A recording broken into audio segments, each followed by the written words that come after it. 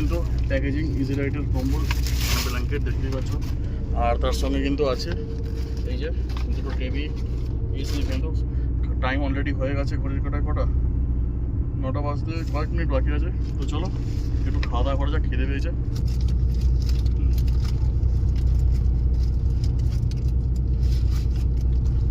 এখন ঘড়ির কাটায় 10:30 আর আমরা পৌঁছে গেলাম শিলিগুড়ি জংশন। আর এখন নর্থ বেঙ্গল আসার জন্য আমরা কিন্তু ট্রেনের টিকিট আমরা কেউই পাই না, তোমরা সবাই নিশ্চয়ই জানো। আর তাই জন্য আমরা কিন্তু কেটে নিয়েছিলাম বাসের টিকিট, ইজি রাইডে এলাম। যারা এখনও সেই ভিডিও দেখোনি তারা অবশ্যই দেখে নেবে, আমার চ্যানেলে আপলোড করা আছে।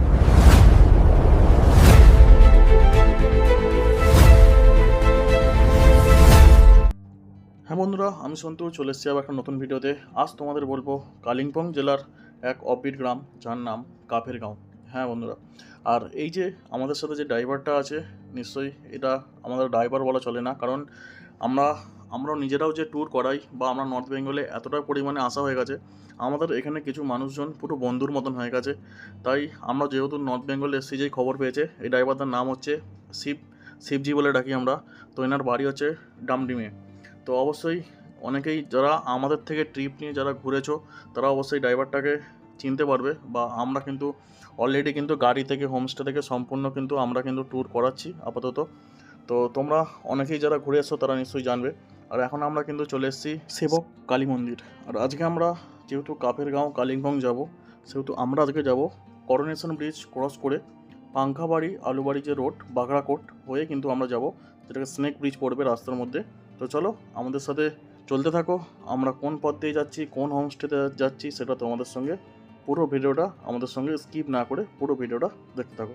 হ্যাঁ বন্ধুরা, পশ্চিমবঙ্গের কালিম্পং জেলার লোলেগাঁওর কাছে প্রায় 5500 ফুট উচ্চতায় অবস্থিত এই শান্ত নিরিবিলি গ্রাম, ঘন জঙ্গল এবং শান্ত পরিবেশের জন্য পরিচিত এই গ্রামটি। জানা গেলে लाभा लोलेगांव निकल जाएगा, ठीक है, कालिम्पोंग भी निकल जाएगा, दार्जिलिंग भी निकल जाएगा, घूम के सिक्किम भी घूम के निकल जाएगा, आपका ऋषिकोला भी चला जाएगा। इसी रास्ते से हाँ, घूमना पड़ेगा। লাভা লোলেগাঁও কোলাঘাট সকলে हाँ, ये बेस्ट है। তো আমরা এখন করে নেবো কিন্তু ব্রেকফাস্ট। ঘড়িতে টাইম অলরেডি কিন্তু 1টা বাজতে ছুঁয়েছি। তো চলো ব্রেকফাস্ট করে নিই। ना क्या कौन सी साग है ये? निंगरो बोलते हम लोग, निंगरो। আমাদের এখন ব্রেকফাস্ট কমপ্লিট হয়ে গেল।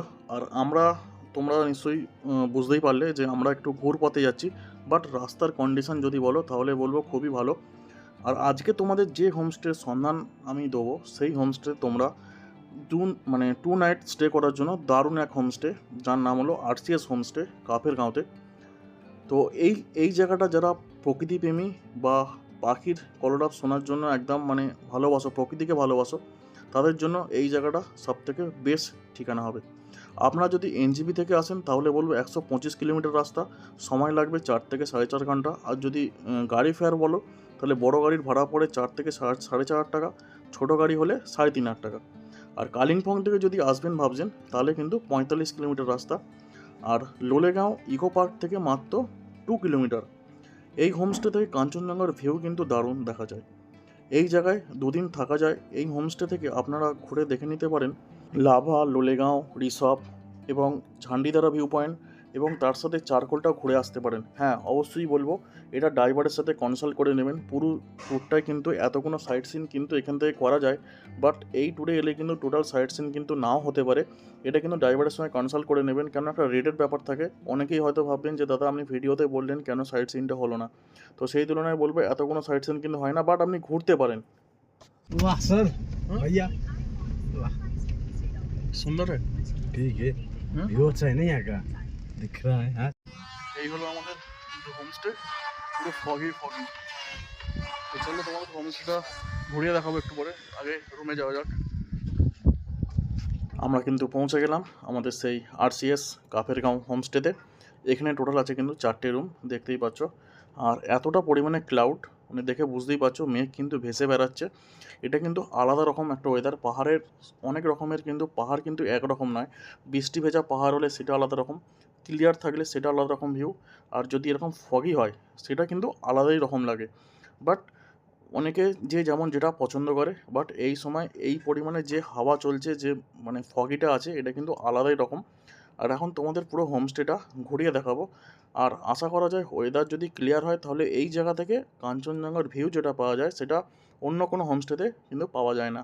তো চলো তোমাদের পুরো হোমস্টেটা আমি ঘুরিয়ে দেখাবো, রুম কীরকম আছে, রুম কন্ডিশন কীরকম আছে, টোটাল মানে এভরিথিং। তো আমরা এখন চলে এলাম হুডেন কটেজটায়। তো চলো এই রুমের ভেতরে কী আছে সেটা তোমাদেরকে দেখাই। পুরো কটেজটা কিন্তু একদম হুডেন, দেখতেই পাচ্ছ পাইন কাঠ দিয়ে কিন্তু তৈরি জিনিসটা। আর সুন্দর একটা বড় কিন্তু মিরর আছে। রুমটা কিন্তু বেশ স্পেসিয়াস, অনেকটাই কিন্তু বড়। ডাবল কিন্তু বেড আছে, তোমরা কিন্তু 4 জন আরামসে থাকতে পারবে। এখানে জলের জায়গা, একটা কিন্তু টেবিল, আর এই হলো কিন্তু পরিবেশ। আর এখানে কিন্তু একটা খুব সুন্দর সোফা সেটের মতন বসার জায়গা, আর তার সঙ্গে কিন্তু নিট অ্যান্ড ক্লিন ওয়াশরুম, যেখানে ওয়েস্টার্ন টয়লেট এবং তার সাথে আছে গিজারের ব্যবস্থা। প্রত্যেকটা হোমস্টেতে কিন্তু নিট অ্যান্ড ক্লিন আর গিজারের ব্যবস্থা কিন্তু থাকে। খুব একটা ঠান্ডা লাগছে না, যদিও আমরা কলকাতা থেকে যেহেতু এখানে এলাম, আর আমরা সারা রাত কিন্তু বাসেতেই এসেছি, ট্রাভেল করেছি, এসিতে ছিলাম। বাট সেই তুলনায় এখন কিন্তু ঠান্ডাটা সেরকম লাগছে না, যেই তুলনায় ফগিও আছে, বাট হাওয়া কিন্তু চলছে। তো চলো তোমাদের আরও একটা পাশে রুম আছে, সেটা তোমাদেরকে দেখিয়ে দেবো। এই রুমটাতেও কিন্তু পেয়ে যাচ্ছ বেশ কিন্তু স্পেসিয়াস। আর এখানে কিন্তু একদম প্রত্যেকটা রুম কিন্তু 4 বেডের রুম, বুঝতেই পারছো 4 জন থেকে 5 জন যদি বাচ্চা থাকে আরামসে কিন্তু হয়ে যাবে। হ্যাঁ, যারা গ্রুপে আসছো তারা যদি ভাবো যে আমরা 5 জন 6 জনও থাকবো, তাহলে কিন্তু এখানে সেরকম রুমও আছে, প্লাস এক্সট্রা কিন্তু ম্যাট্রেস দেওয়া হয়। আর পুরো রুমটা কিন্তু হুডেন, দেখতেই পাচ্ছ একদম নিট অ্যান্ড ক্লিন, পরিষ্কার পরিচ্ছন্ন। প্রত্যেকটা রুমে কিন্তু পেয়ে যাবে তোমরা ওয়েস্টার্ন টয়লেট এবং তার সাথে গিজারের ব্যবস্থা। আর রুম থেকে খুব সুন্দর, যদি ওয়েদার ক্লিয়ার থাকে তাহলে কিন্তু খুব সুন্দর কাঞ্চনজঙ্ঘার ভিউ কিন্তু তোমরা পাবে। যেমনটা বলেছিলাম, তোমাদের কিন্তু প্রত্যেকটা রুমে কিন্তু পেয়ে যাবে ওয়েস্টার্ন টয়লেট, আর তার সঙ্গে কিন্তু গিজারের ব্যবস্থা কিন্তু প্রত্যেকটা রুমেতে কিন্তু আছে। তো চলো এবার আমি চলে যাব বাইরের দিকটায়। বাইরের দিকটা সুন্দর, এরকম বাচ্চাদের জাম্পিং করার জন্য খুব সুন্দর একটা জায়গা আছে, তার সঙ্গে কিন্তু তোমরা বসার জায়গা খুব সুন্দর দেখতে পাচ্ছ, খুব সুন্দর তৈরি করেছে। এখানে যেহেতু গার্ডেন টাইপস মানে তৈরি হয়েছে, জায়গাটা খুব ভালো। আর ওইদিকে যে কাজ চলছে তার জন্য প্রথমেই ঢুকে যে একটা শব্দ পেলে তোমরা, সেখানে কিন্তু অলরেডি মানে কাজ চলছে। আর এই দেখো চিলড্রেনদের জন্য আমি বলেছিলাম 5 ইয়ার্স বাচ্চাদের জন্য, মানে ছোটো বাচ্চাদের জন্য খুব সুন্দর একটা কিন্তু ব্যবস্থাপনা এখানে। আর আমরা আজকে নিয়েছিলাম কিন্তু স্টোন কটেজ, একদম ধারের রুমটা। তো চলো সেই রুমটাও কীরকম কী আছে সেটাও তোমাদের সঙ্গে শেয়ার করব। তো চলো প্রথমেই আমরা কিন্তু চলে যাব স্টোন কটেজের একদম আমার যেটা বাঁ হাতে পড়ছে। আমরা কিন্তু রাইট সাইডে এটা নিয়েছিলাম, এখন তোমাদের দেখাবো বাঁ সাইডে এটা। এখানে টোটাল কিন্তু 4টি রুম আছে। তো আমি চলে এলাম স্টোন কটেজের একদম প্রথম রুমটায়। এখানেও কিন্তু তোমরা পেয়ে যাচ্ছ ডাবল বেড, যেখানে কিন্তু 4 জন আরামসে থাকতে পারবে। রুমের কন্ডিশন বেশ কিন্তু বড়, ছোট একদমই বলা চলবে না। আর রুম কিন্তু একদম নিট অ্যান্ড ক্লিন, পরিষ্কার পরিচ্ছন্ন, জাস্ট অসাধারণ। তোমাদের কেমন লাগছে অবশ্যই তোমরা কমেন্ট বক্সে কমেন্ট করে জানিও যে রুম কীরকম আছে। এখানে দেখতেই পাচ্ছ তোমরা 4 জন বাচ্চা থাকলে এখানে কিন্তু 5 জন আরামসে থাকতে পারবে, কোনো অসুবিধা কিন্তু হবে না, এটা আমার মনে হচ্ছে। আর এখানে কিন্তু প্রত্যেকটা রুমেতেই তোমরা কিন্তু পেয়ে যাচ্ছ ওয়েস্টার্ন টয়লেট এবং তার সঙ্গে কিন্তু গিজারের ব্যবস্থা। প্রত্যেকটা রুমে কিন্তু গিজার আছে, এটা কোনো প্রবলেম হবে না। আর তার সাথে তোমরা যে গাড়ি নিয়ে আসছো তার জন্য সুন্দর একটা পার্কিংয়ের ব্যবস্থা তোমরা সামনেটা পেয়ে যাচ্ছ, বেশ কিন্তু বড়। আর চলো তোমাদের আরও একটা জিনিস যেটা আমার মানে আলাদা রকম লেগেছে সেটা তোমাদের সঙ্গে শেয়ার করব। এই যে এখানে মিররের ব্যবস্থাটা কিন্তু প্রত্যেকটা রুম থেকেই কিন্তু আছে, মিররটা খুব সুন্দর একটা সাজিয়েছে। আর হ্যাঁ, যেটা তোমাদের বলেছিলাম এই জায়গাটা কিন্তু তোমরা দেখে নিশ্চয়ই বুঝতেই পারছো, মানে প্রচণ্ড ঠান্ডাতে যেমন আমরা আগুন জ্বালাই, যে ব্যাপারটা হয় রুমটাকে গরম করার জন্য, সেই ব্যবস্থাটা কিন্তু স্টোন কটেজটায় কিন্তু আছে। দুটো রুমেই কিন্তু আছে। সেটা আমরা এখন যে রুমটাতে আমি যাচ্ছি, মানে আমরা যে রুমটা স্টে করছি, সেই রুমটা এখন তোমাদের সঙ্গে শেয়ার করব। সেই রুমটার ভেতরে কি আছে, আমরা কেনই বা এই রুমটা নিলাম। একদম মানে রুম থেকে যে ভিউটা, কাঞ্চনজঙ্ঘা ভিউটা পুরো একদম ক্লিয়ার থাকে।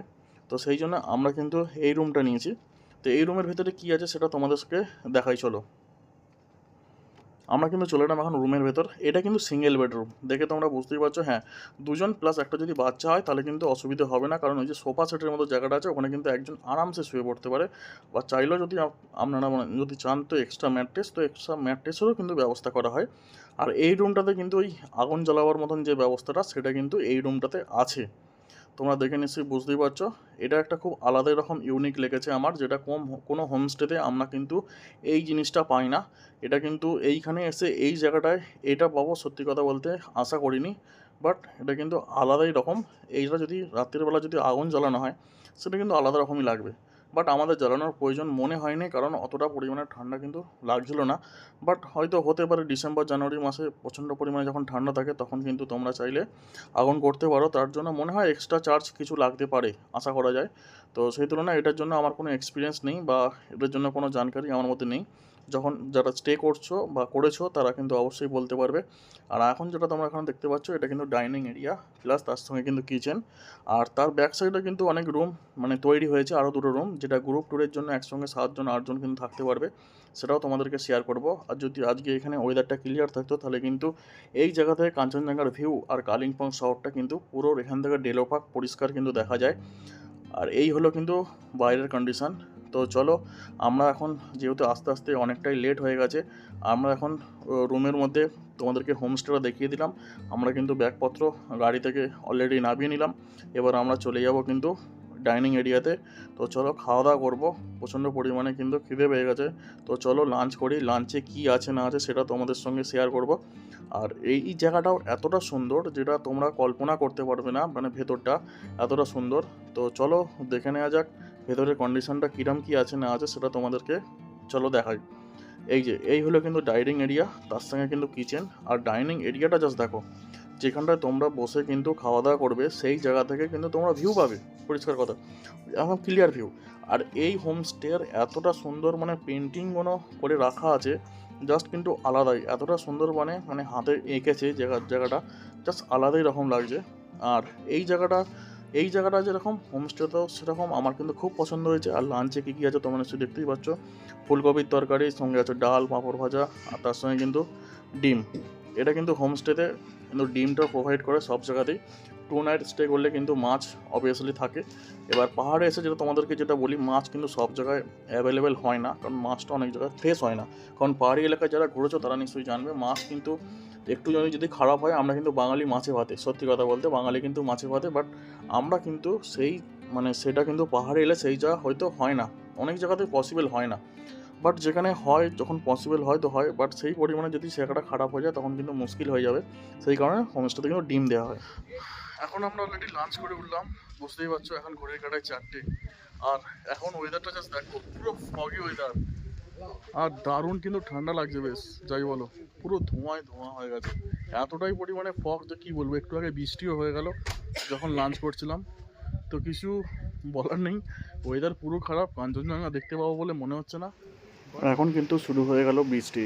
আমরা যখন লাঞ্চ করছিলাম তখনও কিন্তু শুরু হয়েছিল বৃষ্টি, হালকা হালকা পড়ছিল। আর এখন কিন্তু বেশ জোরেই কিন্তু বৃষ্টি এসছে, দেখতেই পাচ্ছ। আর বৃষ্টি হয়েছে একদিকে বেশ ভালো, যদি আকাশটা অনেক ক্লিয়ার হয় তাহলে কিন্তু ভিউটা তোমাদেরকে দেখাতে পারবো আমি। বেশ কিন্তু ভালোই জোরে বৃষ্টি হচ্ছে এখন। আর এখন কিন্তু অলরেডি কিন্তু বৃষ্টি থেমে গেছে আর সন্ধ্যা নেমেছে, দেখতেই পাচ্ছ। হোমস্টে কিন্তু লাইট জ্বালা হচ্ছে চারিদিকটায়, রাতের বেলা ভিউটা তোমাদেরকে দেখাবো। আর এখন কিন্তু অলরেডি কিন্তু আকাশটা একটু ক্লিয়ার হয়েছে, যেটা তোমাদেরকে দেখাতে পাচ্ছি আমি।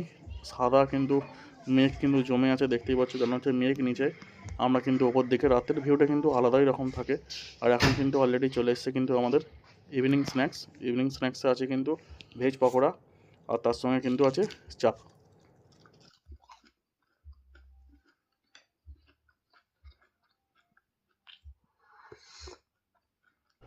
আমরা কিন্তু ঠান্ডা ঠান্ডা ওয়েদারে চা আর কিন্তু ভেজ পকোড়া খেয়ে কিন্তু চলে এলাম বাইরের দিকটায় তোমাদেরকে নাইট ভিউটা দেখাবো বলে।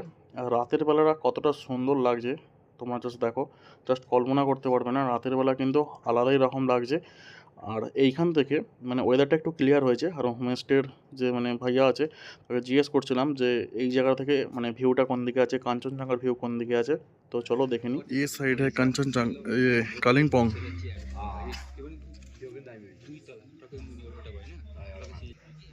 और ये साइड कंचनजंगा रेंज, जो हम लोगों का जो रूम है वहीं से स्टेट, इस रूम से। এখন কিন্তু আমরা চলে এলাম কিচেনে, দেখতেই পাচ্ছ। আমরা এক্সট্রা করে অর্ডার দিয়েছিলাম চিকেন পকোড়া, যেটা অলরেডি কিন্তু তৈরি হচ্ছে। আর চিকেনটাও কিন্তু আমরা রাতেরটা বানাচ্ছিলাম, আমরা বললাম একটু নিজে হাতে আমরা মানে করব। বললো হ্যাঁ করতে পারো, কোনো অসুবিধা নেই, এখানে সব কিছু রেডি আছে। আর আমরা কিন্তু অলরেডি কিন্তু হয়ে গেছে, দেখতেই পাচ্ছ চিকেন কষা, তার সঙ্গে কিন্তু আমরা এখন চলে এসেছি কিন্তু ডিনারে আছে গরম গরম রুটি, চাইলে তোমরা ভাত চাইলে তোমরা কিন্তু ভাতও পেতে পারো। আমাদের এখন ডিনার কিন্তু কমপ্লিট, আর এখন কিন্তু আমরা শুয়ে পড়বো। ঘড়ির কাঁটায় প্রায় 10:45, 11টা বাজতে যায়। বাইরের ওয়েদারটা এখন আপাতত একটু ক্লিন হয়েছে, দেখা যাচ্ছে। সন্ধ্যের ভিউটা তোমাদেরকে শেয়ার করেছি, দেখা যাক কাল সকালে যদি ওয়েদার ক্লিয়ার থাকে। কাঞ্চনজঙ্ঘা ভিউ কিন্তু একদম ক্লিয়ার এখান থেকে। তো চলো দেখা হচ্ছে কাল সকালে।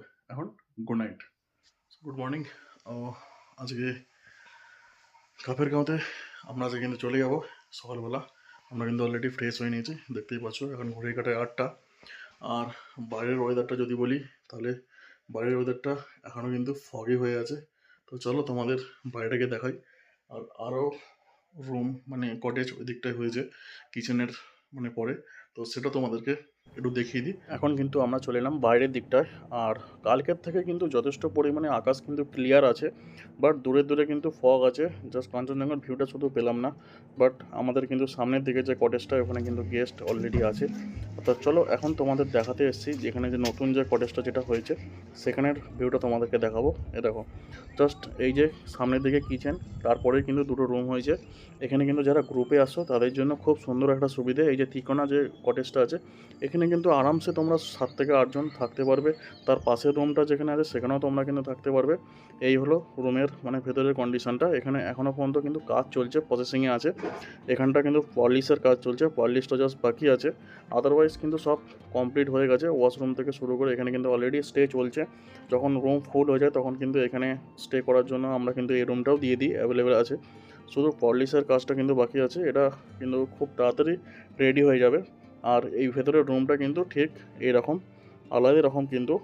তো চলো এখানে কি প্রাইস আছে না আছে সেটা তোমরা কিন্তু অবশ্যই ডিসক্রিপশান বক্সটা চেক করে নিতে পারো, ওখানে কন্ট্যাক্ট সহ আমরা সমস্ত ডিটেলস কিন্তু পেয়ে যাবো। রুম থেকে বাইরের দিকে, আর এখন কিন্তু আমরা করে নেবো কিন্তু ব্রেকফাস্ট। কালকের থেকে ওয়েদারটা যদি বলো তাহলে একটু ক্লিয়ার আছে, দেখতে পাওয়া যাচ্ছে। আর রাতের বেলা কালিম্পং শহরটা পুরো একদম পরিষ্কার দেখা যাচ্ছিলো, যেহেতু ওনারা বারিশ হচ্ছিলো মানে মাঝে মাঝে। আর এই যে আর্টসিন হোমস্টে এই কাফেরগাঁও, তো এই যে আমরা যে মানে কটেজটা আছি সেটা হলো স্টোন কটেজ, পরপর কিন্তু দুটো। আর এদিকেও যে দুটো আছে, এই দুটো কটেজ কিন্তু হুডেন কটেজ, যেটা তোমাদের কালকে ভিডিও দেখেছি। আর এখন নিচে হচ্ছে ওটা কিন্তু রিসেপশান প্লাস ডাইনিং এরিয়া। আর তার ব্যাক সাইড, তার পিছনে কিন্তু দুটো নতুন রুম হয়েছে, সেটা তোমাদেরকে শেয়ার করলাম। আর এখানকার প্রাইস যদি বলো তাহলে বলবো এখানকার পার পার্সন কিন্তু 1500 টাকা করে, ফুডিং লজিং 4 টাইমসের কিন্তু মিল তোমরা কিন্তু পেয়ে যাবে। আর এই জায়গাটা একদম কিন্তু মানে প্রপারলি কী বলবো, লাভা লোলেগাঁও যদি আসো, লোলেগাঁও যে পার্ক আছে, লোলেগাঁও পার্ক থেকে একদম যে সোজা রাস্তাটা জাস্ট 2 কিলোমিটার, 1.5 থেকে 2 কিলোমিটার এলেই কিন্তু তোমরা এরকম এই যে রাস্তাটা, এই রাস্তা সোজা এলেই কিন্তু তোমরা এখন পেয়ে যাবে সুন্দর একটা এরকম মানে গাড়ি পার্কিংয়ের জায়গা, তার সঙ্গে একটা নিরিবিলি এরকম পরিবেশ, যেখানে আরামসে তোমরা 2 দিন কিন্তু কাটাতে পারবে। তো চলো ভিডিও বেশি বড় করব না। যদি কোনো কমেন্ট বক্সে কমেন্ট করার কোনো কিছু প্রশ্ন থাকে, কমেন্ট বক্সে কমেন্ট করতে পারো। আর তো চলো আমি এখন চলে যাচ্ছি কিন্তু ব্রেকফাস্টে। দেখা হচ্ছে অন্য কোনো ভিডিওতে। ভিডিওটা ভালো লাগলে অবশ্যই লাইক কমেন্ট শেয়ার আর সাবস্ক্রাইব করতে বলো না। চলো টাটা। ব্রেকফাস্টে কিন্তু আমরা নিয়ে নিয়েছিলাম ম্যাগি, আর তোমরা চাইলে কিন্তু ব্রেকফাস্টে রুটি বা পুরি এরকম অপশান থাকে। তোমরা অবশ্যই কালকে ডিনার যখন করবে, মানে আগের দিনে যখন ডিনার করবে, অবশ্যই তোমরা বলে দিতে পারো কালকে ব্রেকফাস্টে আমরা কী নেবো। আমরা কিন্তু ম্যাগি নিয়েছিলাম, আর আমরা খেয়ে দেওয়া যে কিন্তু অলরেডি বেরিয়ে যাবো শিলংয়ের উদ্দেশ্যে। তো চলো ভিডিওটা কেমন লাগলো অবশ্যই তোমরা কমেন্ট বক্সে কমেন্ট করে জানিও। এখানকার সমস্ত ডিটেলস কিন্তু আমি তুলে ধরার চেষ্টা করেছি। আর আজকে কিন্তু ওয়েদারটা কালকের থেকে একটু ক্লিয়ারই আছে। চলো টাটা, দেখা হচ্ছে অন্য কোনো ভিডিওতে। তোমরা নিশ্চয়ই অনেকেই এই রাস্তাটা চিনবে, যেটা লোলেগাঁও যে চিলড্রেন যে পার্ক আছে, সেই পার্ক থেকে সোজা যে রাস্তাটা চলে এসেছে সেটাই কিন্তু কাফেরগাঁওর দিকে যাচ্ছে। তো এই সেই রাস্তা তোমরা দেখে নিশ্চয়ই বুঝতেই পারছো। তো চলো ভিডিওটা এখানেই এন্ড করছি। ভিডিওটা ভালো লাগলে অবশ্যই লাইক কমেন্ট শেয়ার আর সাবস্ক্রাইব করতে ভুলো না। চলো টাটা।